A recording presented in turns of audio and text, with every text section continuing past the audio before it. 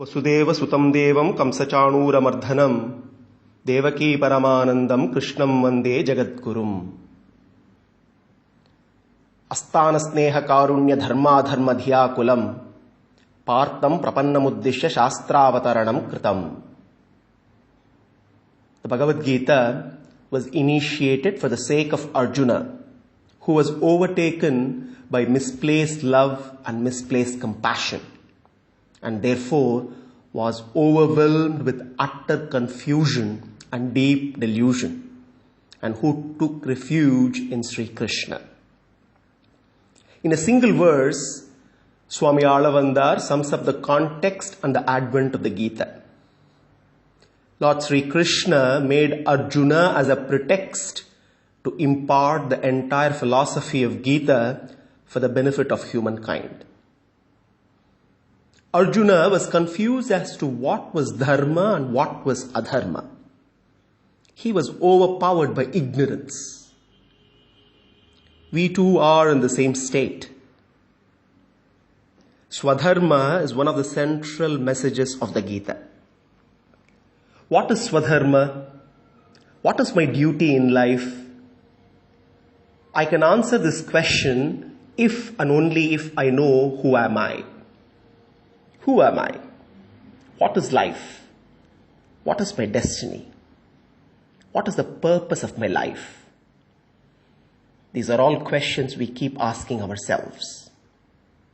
Life, in the ultimate analysis, can be summed up by the year of our birth and the year of our death, separated by a small dash, a very small dash. How do we make that small dash significant? How do we make that small dash really worthwhile? The Bhagavad Gita is our guide to make our lives truly significant, truly worthwhile. The Gita is a glorious journey that starts from Vishada and ends with Vijaya, from sorrow to success, from confusion to clarity, from delusion to devotion. The Gita, consisting of 18 chapters, can be segmented into 3 parts of 6 chapters each. In the first excerpt of the Gita, the topics of Karma Yoga and Jnana Yoga are covered in detail.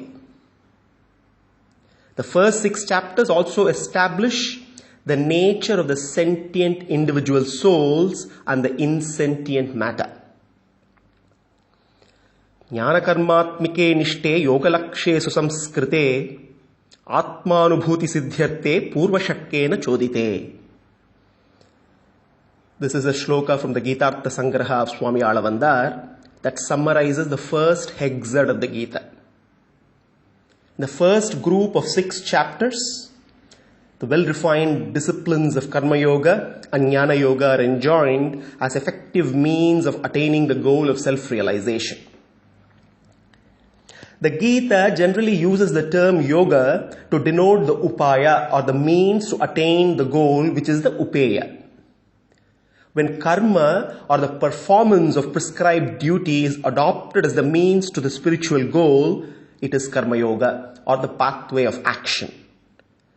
When jnana, knowledge, in the sense of comprehension of the true nature of the soul is adopted as the upaya, it is characterized as Jnana Yoga, the pathway of knowledge. Karma Yoga is selfless duty deep rooted in self-realization. Jnana Yoga is constant contemplation on the true nature of the individual soul. When bhakti is adopted as the means to attain Bhagavan, who is the supreme goal, then it is termed Bhakti Yoga.